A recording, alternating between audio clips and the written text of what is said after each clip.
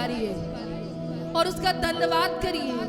जो भी तू कर यस लॉर्ड, रहा है, प्रभु की आंखें लगी है मेरे और आपके ऊपर। यीशु वो देखता है। Thank you Jesus.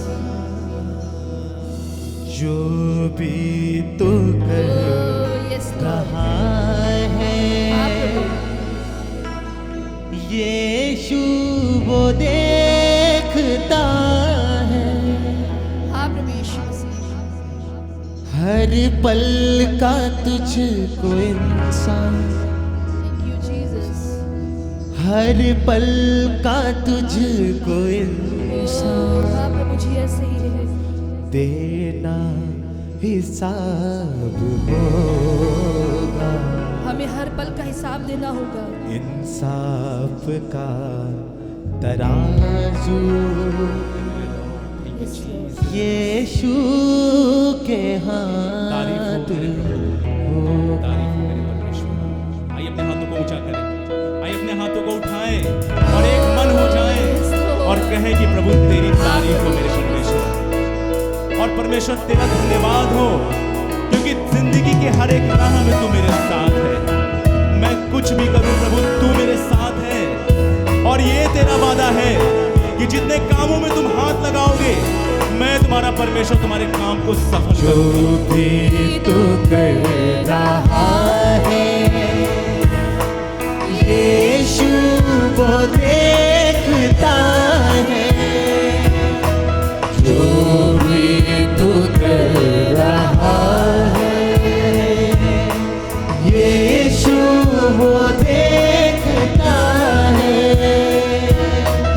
हर पल का तुझको इंसान, हर पल का तुझको इंसान देना हिसाब होगा। इंसाफ का तराजू यीशु के हाथ होगा। खुल जाएगी किताबें जब भी हिसाब होगा। इंसाफ का तराजू यीशु के हाथ होगा। खुल जाएगी किताबें।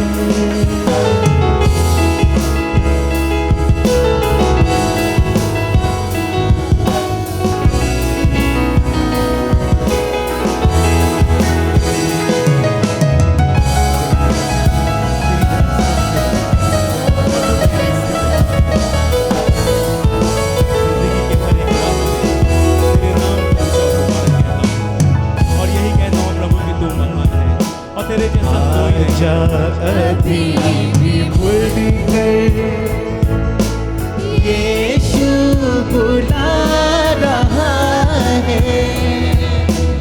आजा अभी भी भूल गए, यीशु बुला रहा है। वरना ये याद रख ले, वरना ये याद रख ले, तेरा ही नाश होगा। इंसाफ का तराजू यीशु के हाथ होगा।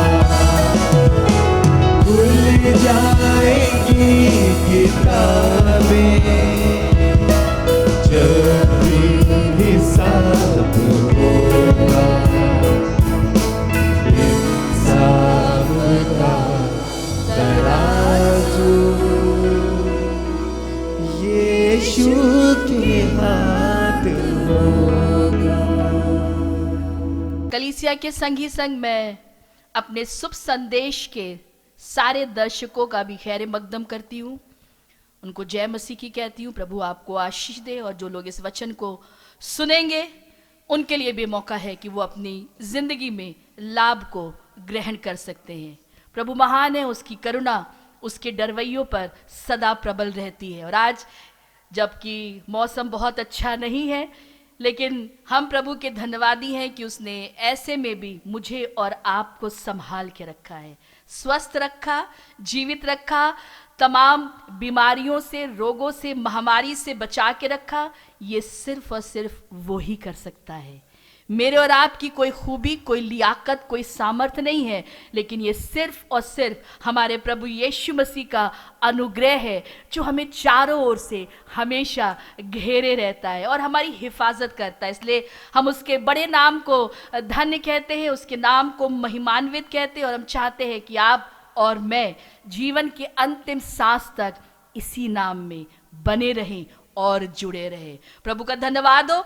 आइए कलाम की ओर चलते हैं। आजकल आप टीवी देख रहे होंगे और बहुत सारे न्यूज़ चैनल पे बहुत सारी चीज़ें चल रही हैं, बहुत सारा लेन देन चल रहा है, बहुत सारी चीज़ें चल रही हैं, लेकिन मैं और आप जो प्रभु के कहलाने वाले और मानने वाले लोग हैं, इस बात का विश्वास करने की ज़रूरत है कि यदि मैं और आप प्रभु में ईमानदारी से बने रहेंगे तो उसकी करुणा मेरे और आपके जीवन में हमेशा प्रबल रहेगी। इससे पहले कि मैं वचन शुरू करूं, मैं आपसे आज एक सवाल करना चाहती हूं। आशा है कि आप इसका जवाब जरूर मुझे देंगे। आज यहाँ पर कितने लोग ऐसे हैं जो परमेश्वर से कुछ लेने आए हैं? हाथों को उठाइए। लेने आए हैं, कुछ ना कुछ तो लेने आए होंगे, कुछ ना कुछ तो पाने आए होंगे।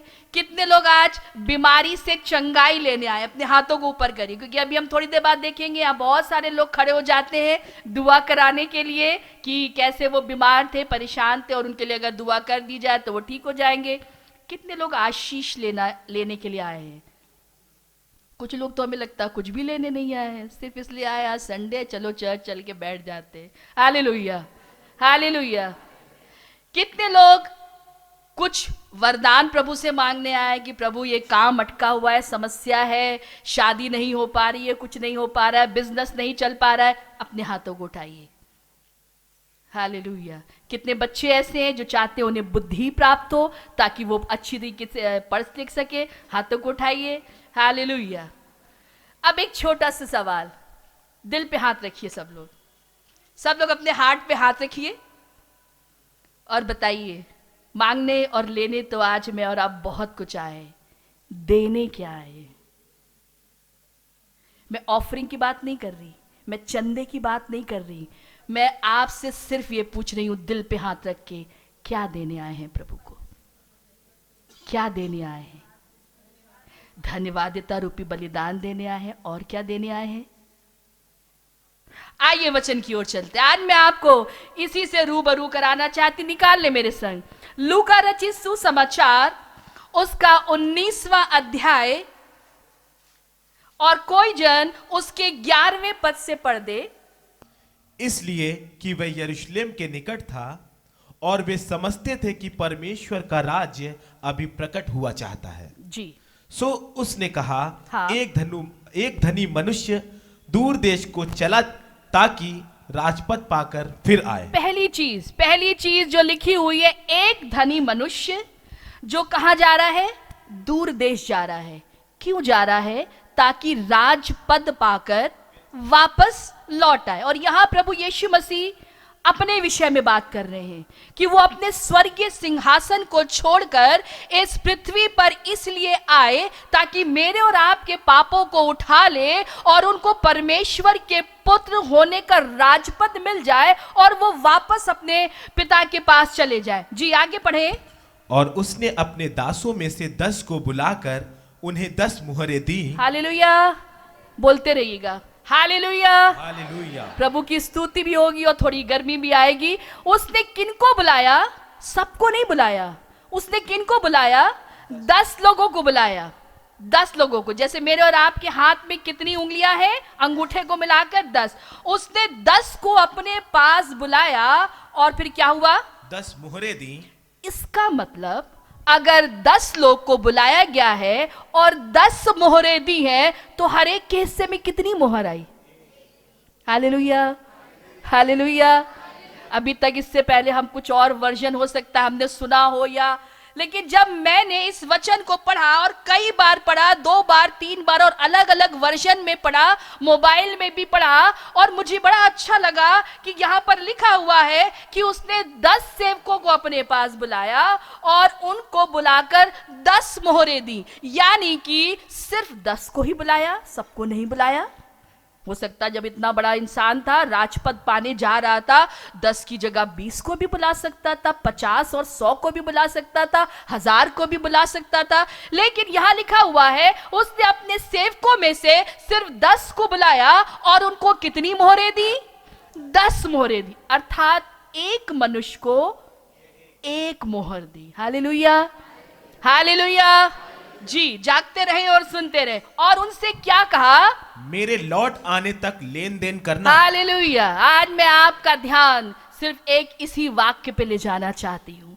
और उसने उनको मोहर देकर, उनको पैसा देकर, उनको वो जो चीज जो वो चाह रहा था कि उसके सेवक उसके जाने के बाद करे, उसने कहा लो भाई ये तुम मोहर रखो, और मेरे लौट आने तक क्या करना? नहीं सो जाना, नहीं ऐसा करना नौकरी करने चले जाना, नहीं ऐसा करना अपने दुनिया के कामों में चले जाना, नहीं ऐसा करना कि शादी ब्याह करके घर बसा लेना। उसने अपने सेवकों से कहा मेरे लौट आने तक क्या करते रहना? लेन देन करते रहना। अभी टीवी में आपको बहुत लेन देन दिखाई दे रहा होगा, बहुत लोग लेन देन कर रहे हैं, इधर से उधर, उधर से इधर, बहुत कुछ चल रहा है। क्योंकि इंसान आज के युग में अपने स्वार्थ को ढूंढता है, कहां से क्या मिल जाए, कहां से हम क्या पा लें, कहां से हमारा फायदा हो जाए, कहां से हमें क्या चीज का नफा हो जाए, क्या चीज का लाभ हो जाए। और यहां पर उस आदमी ने अपने 10 सेवकों को बुलाकर 10 मोहरें दी, अर्थात एक एक मोहर ली और उनको एक आज्ञा दी कि मेरे लौट आने तक क्या करना? लेन देन करते रहना। अगर आप देखें सृष्टि की तरफ, अगर आप निगाह करें, अगर आप कोई भी एक पेड़ लगाते हैं, एक पौधा लगाते हैं, बीज बोते हैं, तो आपको पता है कि आपको उसमें मिट्टी, उसमें पानी समय समय पर डालना पड़ता है। हाँ, हो सकता है बीज तो नेचुरल है, प्राकृतिक है, आपको मिल जाएगा, पौधा तो प्राकृतिक है, आपको मिल जाएगा। लेकिन अगर उसको लगाने के बाद मैं और आप उसमें खाद नहीं डालेंगे, उसमें पानी नहीं डालेंगे, तो क्या वो फलवंत होगा? कभी नहीं होगा, सूख जाएगा, मुरझा जाएगा। और परमेश्वर के लोगों, आज मैं आपसे यही कहना चाहती हूँ कि उस आदमी ने अपने नौकरों से कहा कि देखो ये एक एक मोहर रखना, और मैं जा रहा हूं दूर देश, ताकि मैं राजपद पाकर वापस लौट आऊं। और तुम ऐसा करना, बैठ ना जाना, गुम ना हो जाना, भाग ना जाना, काम करना। क्या काम करना? मेरे लौट आने तक लेन देन करते रहना। Hallelujah, hallelujah. आगे पढ़े जी, आगे। परंतु उसके नगर के रहने वाले, जी, बड़ी अजीब सी बात है, जिस नगर में वो ये काम कर रहा है, उस नगर के रहने वालों ने उससे बैर रखते थे। हालेलुया।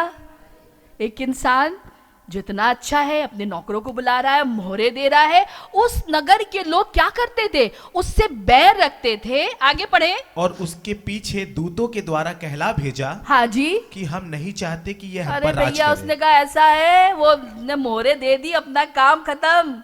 आज यीशु मसीह ने बहुत कुछ हमें दे दिया है, काम खत्म, अब जाओ यीशु मसीह, अब हमें तुम्हारी आवश्यकता नहीं है। बढ़िया नौकरी मिल गई है, घर मिल गया है, मकान बन गया है, बच्चे सेटल हो गए हैं। उसके पीछे उस नगर के लोगों ने कहला भेजा दूतों से, भैया जाओ, अब हमें तुमसे कोई लेना देना और कोई वास्ता नहीं है। आगे पढ़ दे।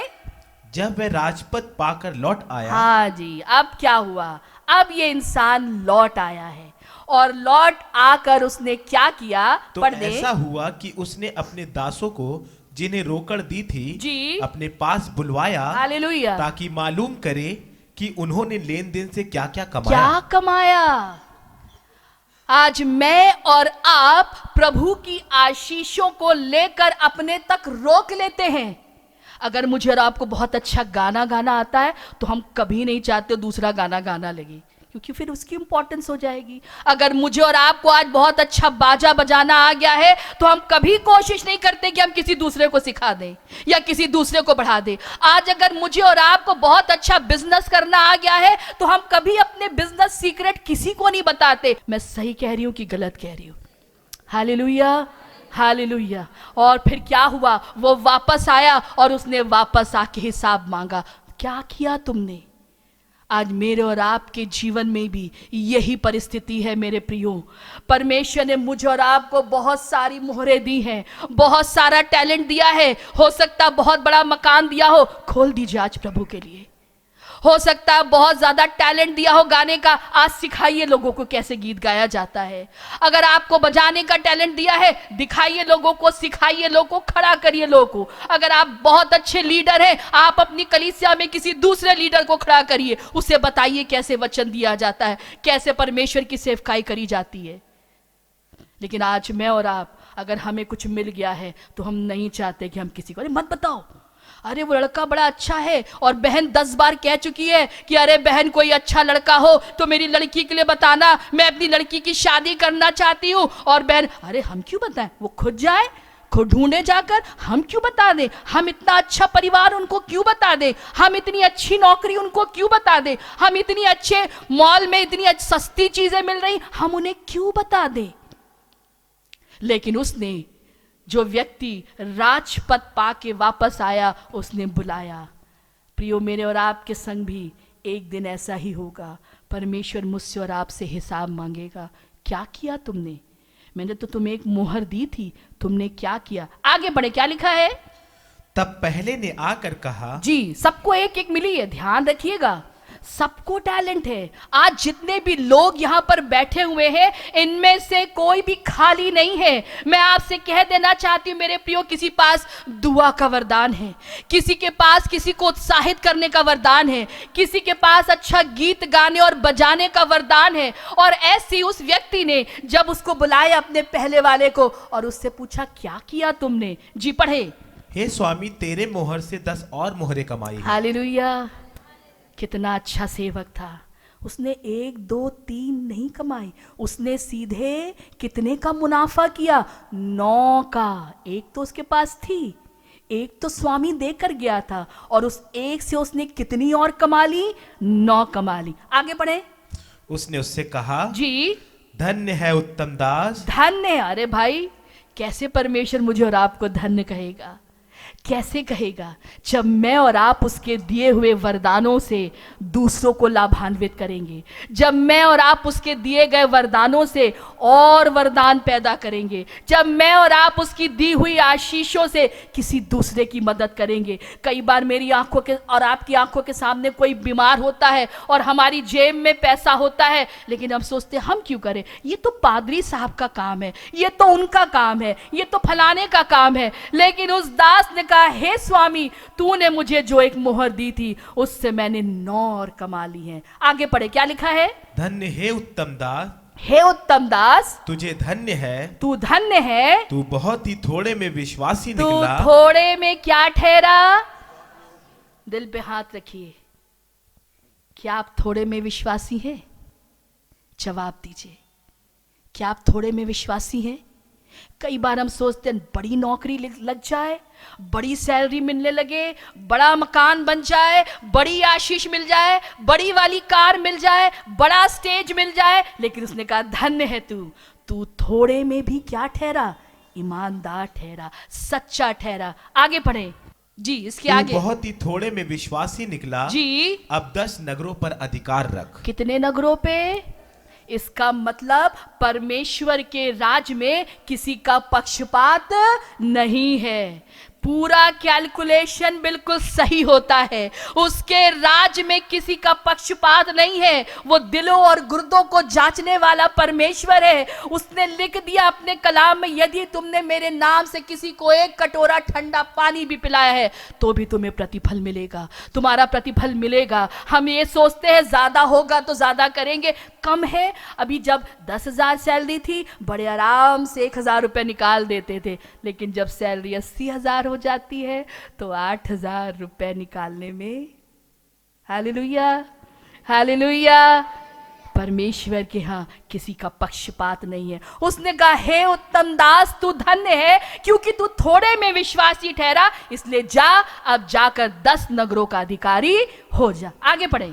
दूसरे ने आकर कहा, अब दूसरा आया, उसको भी कितनी मिली थी? कितनी मिली थी? एक ही मिली थी जी। हे स्वामी, तेरी मुहर से 5 और मोहरे कमाई। ये थोड़ा लेजी वाला था ना, थोड़ा आलसी। जैसे आज बहुत सारे लोग आलसी हो गए। अरे भाई खिड़की खोल के देखो, बड़ा कोहरा है, बड़ी ठंड है, एक संडे नहीं जाएंगे, कोई बात नहीं, प्रभु भी तो देख रहे हैं कितना ठंडा है। ये भी हो सकता है ये दास थोड़ा सा आलसी हो और वो देख रहा होगा कि पहले वाला तो 10 कमा ले रहा है, लेकिन उसने कहा, हाँ प्रभु, जो तूने मुझे मोहर दी थी मैंने उससे कितनी कमा ली? दूसरे वाले ने क्या कहा, उससे कितनी कमा ली? 5 कमाई। आगे पढ़े। उसने उससे भी कहा, हाँ, कि तू 5 नगरों पर हाकिम हो जा। अरे वो तो दया का सागर है। उसने कहा चलो ठीक है, इसने थोड़ा काम किया लेकिन किया तो है। आपको पता है पादरी साहब आपसे चिल्ला चिल्ला कहते कैलेंडर ले जाइए, कैलेंडर ले जाइए, ले जाके किसी के घर में दी। हम क्यों करें, कौन ठंडी में जाए? किसी के घर जाओ तो उसको भी बोझा लगता है, अरे अब ठंडी में रजाई से निकलना पड़ेगा और उसके लिए चाय बनानी पड़ेगी। लेकिन उसने कहा, हे दास, तू भी धन्य है क्योंकि तूने भी तो काम किया, कम किया लेकिन किया तो है। और तूने उस एक मोहर से कितनी मोहर कमा ली? 4 और कमा ली, यानी कि 5 हो गई। और उससे क्या कहा, जा तू क्या हो जा, 5 नगरों का हाकिम हो जा। मल्टीप्लिकेशन कैलकुलेशन बिल्कुल सही है। परमेश्वर के राज में वो इधर की उधर नहीं करता। उसने कहा, अगर जो कोई मुझे 1 देगा उसे 100 मिलेगा बदले में। वहां किसी का पक्षपात नहीं है। अब बारी आई तीसरे वाले की। जी पढ़ने। तीसरे ने आकर कहा, हाँ, हे स्वामी, देख तेरी मुहर यह है, हाँ, जिसे मैं अंगोछे में बांध। अरे भैया, उसने तो कहा ऐसा है कि मैंने कहा, अरे क्या करना है, काम करके जो है बस है, हम खा ले पी ले, अपना परिवार चला ले, बस इतना हमारे लिए बहुत है। उसने कहा, देख स्वामी, ये भैया है, ये तुम दे के गए थे, ये एक गिटार दे के गए थे, हम वही गिटार 10 साल से बजा रहे, बजा पा रहे नहीं बजा पा रहे, इससे मतलब नहीं है। तूने जितना हमें दिया था, देख हमने अंगोछे में बांध के रख लिया है। और उससे स्वामी ने क्या कहा? जी पढ़े। क्योंकि मैं तुझसे डरता था। अरे भाई, डरता भी है। हालेलुया। हम सब डरते हैं ना। लेकिन इस डर का मतलब ये तो नहीं है कि हम काम ना करें।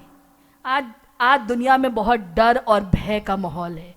लोग डर रहे हैं, निकलना नहीं मांग रहे हैं, कौन करे, कैसे करे, क्या करे, ये ना हो जाए, वो ना हो जाए। लेकिन यहां पे जो दास है, ये तो बिल्कुल ही आलसी है और बड़ा बहानेबाज है, बड़ा चतुर है। उसने कहा, देखो प्रभु, मैं तो आपसे भैया बहुत डरता हूँ। इसलिए मैंने कहा, अरे भैया, अगर नुकसान हो गया तो क्या होगा, मैं ये भी खो दूंगा, फिर कैसे होगा। वो अपना कैलकुलेशन चलाने लगा। आज मेरे और आपके जीवन में भी कई बार परेशानी और मुसीबत इसलिए आती है क्योंकि मैं और आप प्रभु के कैलकुलेशन पर विश्वास नहीं रखते, मैं और आप अपनी बुद्धि पर विश्वास करते हैं।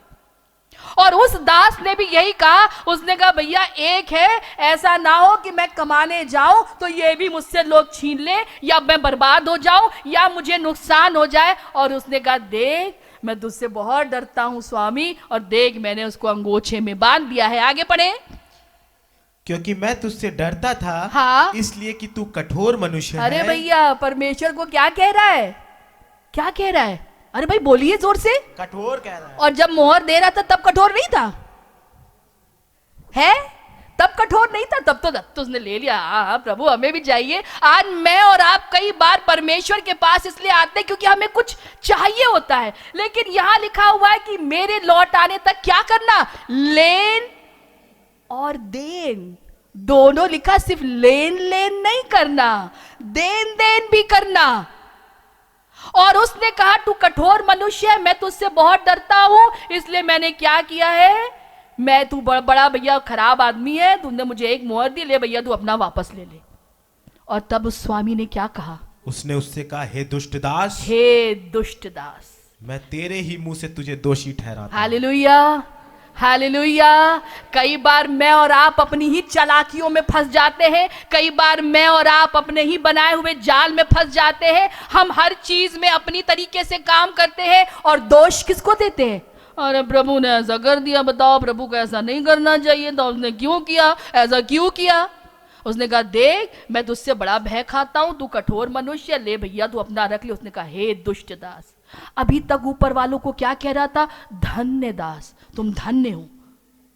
आइए मैं आपको एक और जगह ले जाना चाहूंगी, निकाल लें इसी लूका से। आज हम देखेंगे 19 अध्याय, लूका रचित सुसमाचार उसका 19 अध्याय यही वाला अध्याय है। और उसके पहले पद में आपसे पढ़वाएंगे नहीं, जल्दी जल्दी आपको बता देंगे कि यहाँ पर एक जकई नाम के मनुष्य का वर्णन है जो नाटा था, परमेश्वर को देखना चाहता था। आप कई बार सुन चुके हैं, गूलर के पेड़ पर चढ़ा, वहीं से यीशु मसीह होके निकल रहा था। और हुआ कुछ ऐसा कि जब प्रभु ने उसकी ओर निगाहें करी तो कहा हे जकई झट नीचे उतरा, आज मुझे तेरे घर जाना अवश्य है। और उसके बाद हुआ क्या, उसके बाद प्रभु उसके घर गए, लेकिन अभी प्रभु ने उससे कहा कुछ भी नहीं है।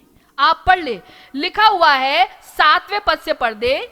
यह देखकर सब लोग कुड़कुड़ाकर कहने लगे, जी वह तो एक पापी मनुष्य के यहाँ जा उतरा है। जी। जकई ने खड़े होकर प्रभु से कहा, हे अब प्रभु, जकई जिसके घर में आज प्रभु यीशु मसीह आ गए हैं, अभी उसने कुछ कहा नहीं है। प्रभु आए हैं, बैठे हैं, उसकी तरफ देख रहे हैं, चारों तरफ देख रहे हैं, लेकिन उससे पहले ही जकई ने खड़े होकर क्या कहा, हे प्रभु, हाँ देख मैं अपनी आधी संपत्ति कंगालों को देता हूं। हालेलुया। लेन देन चालू हो गया।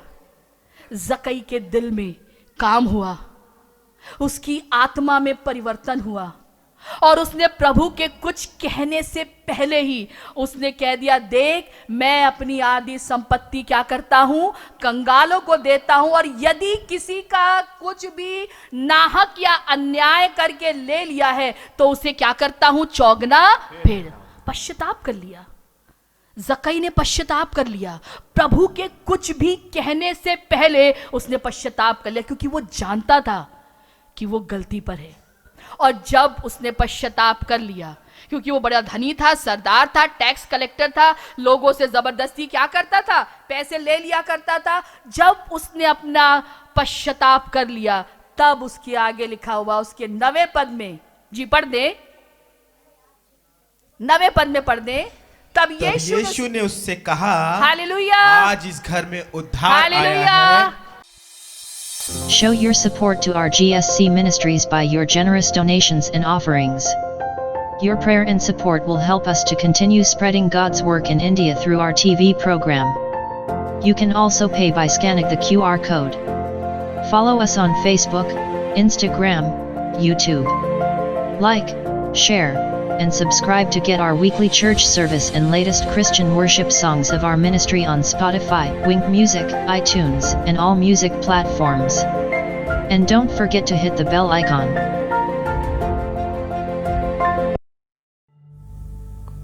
Scan to send your generous offerings and donations on the given QR code. आप अपनी दान राशि नीचे दिए गए कोड के माध्यम से भी भेज सकते हैं। कैश, चेक, डीडी, NEFT के लिए आप the good shepherd church account number 6720202758 पे भेज सकते हैं। हमारा IFSC कोड है SBIN 0070606। UPI, Google Pay, PhonePe या फिर पेटीएम के माध्यम से भी आप अपनी दान राशि को हमारी संस्था को भेज सकते हैं।